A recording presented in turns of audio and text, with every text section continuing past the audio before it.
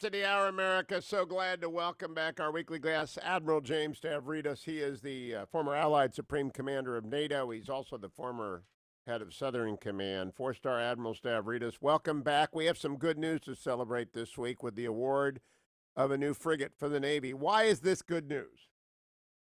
First of all, because it settles us quickly, and this has been a very fast process by the normal standards of ship procurement. It settles us on a course forward. There were 5 different competing designs, as you know, Hugh. So let's pick one. Let's get out there. Let's cut some steel. Let's build these ships. Number 2, as you and I have talked about, these are the eyes of the fleet.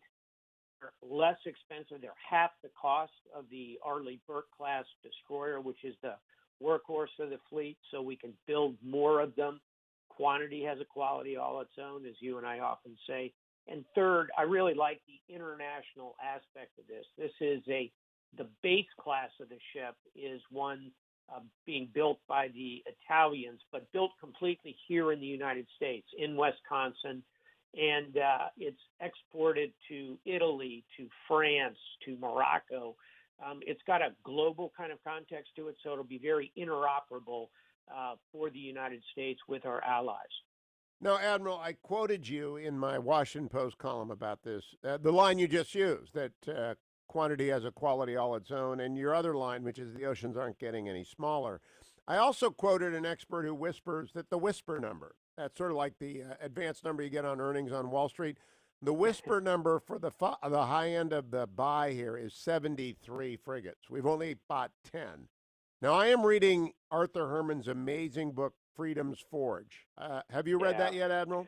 I have. It's absolutely terrific about the U.S.'s ability to mobilize its industrial base in World War II. Well, and I'm stunned. On one day in 1940, Bill Knudsen orders 292 ships in one day. And then a few months later, the Navy comes back and said, we missed on destroyers. We need 50 more.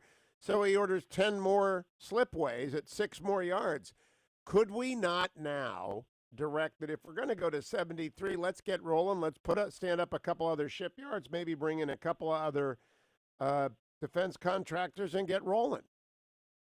There's nothing wrong with this concept of Freedom's Forge, this idea that the U.S. industrial base can do anything once we get it moving in the right direction. And by the way, there's an applicability to the virus, which is our ability that you've seen to mobilize and build up those medical supply chains. And I think we're going to see some distinctly American classes of medical supply chain coming out of this virus. But back to frigates and destroyers.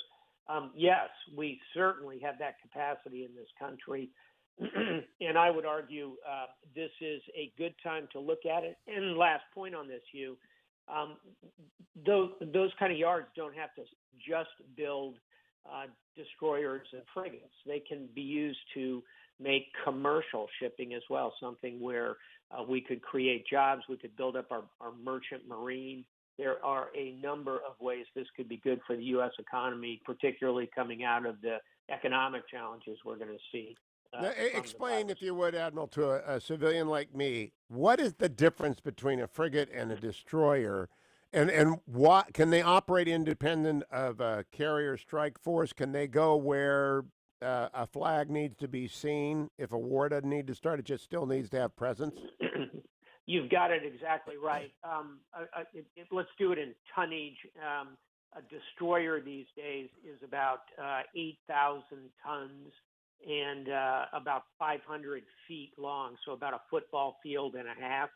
And a frigate is just a bit smaller than that. These days, a frigate is pretty big by previous standards, but call it 4,000 to 6,000 tons, about half the size of a destroyer, maybe a bit more than half the size with the new class that we're buying.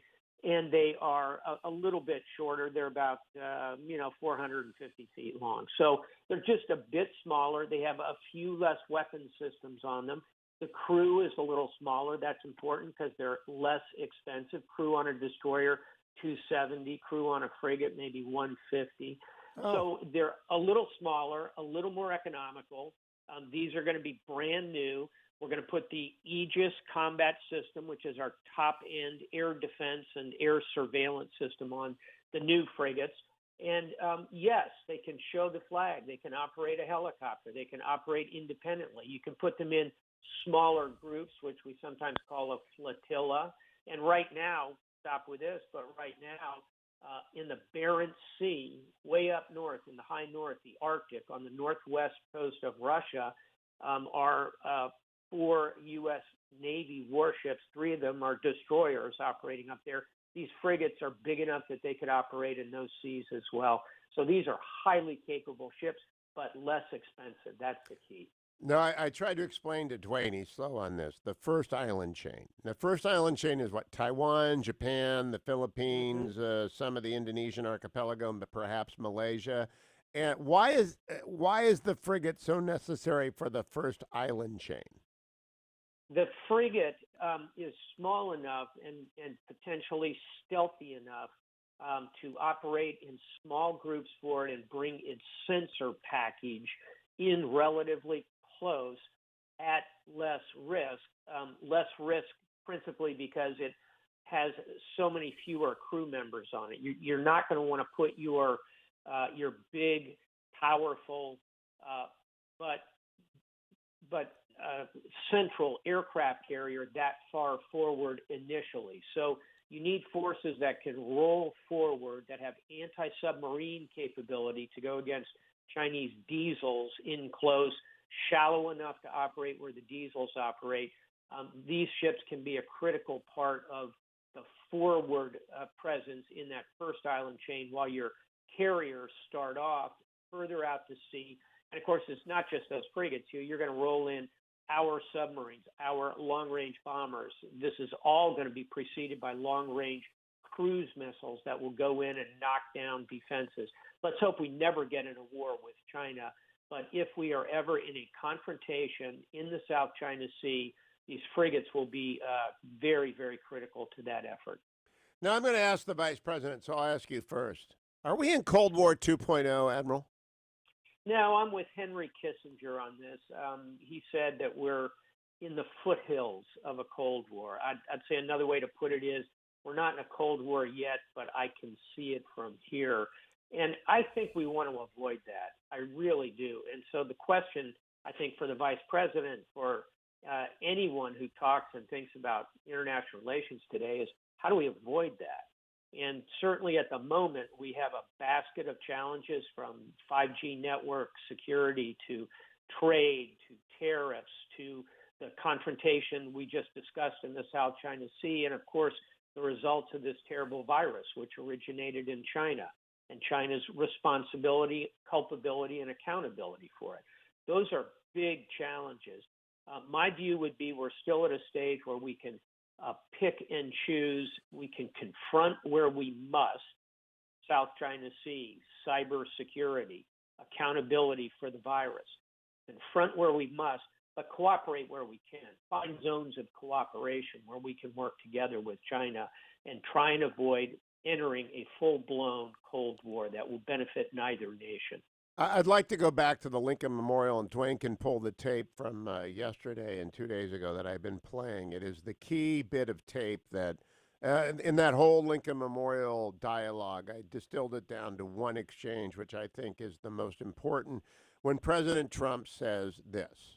What they really treated the world badly on, they stopped people going into China, but they didn't stop people going into the USA and all over the world. So you could fly out of Wuhan, where the primary problem was, all of the problem, essentially, also where the lab is. But you could fly out of Wuhan and you could go to different parts of the world, but you couldn't go to Beijing and you couldn't go to any place in China. So what's that all about? In other words, they knew they had a problem. I think they were embarrassed by the problem, very embarrassed. And, the case could be made. They said, hey, look, this is going to have a huge impact on China, and we might as well let the rest of the world, because... He stopped right there.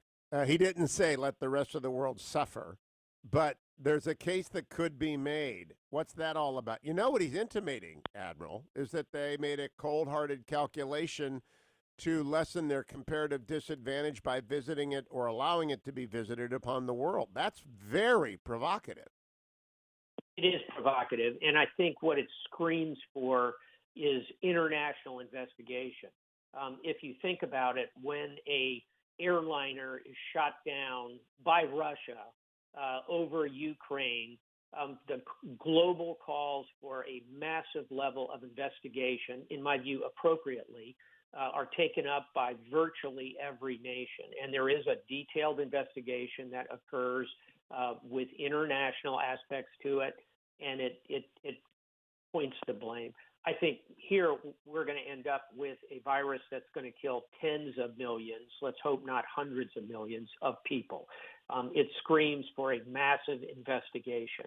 I think the United States, working with our allies, and not just our treaty allies, but our partners and friends around the world, should step up and make that job one in the international system. And I think the pressure, if it were global, on China to participate in that would be massive. And it would at least begin to crystallize the fact set here.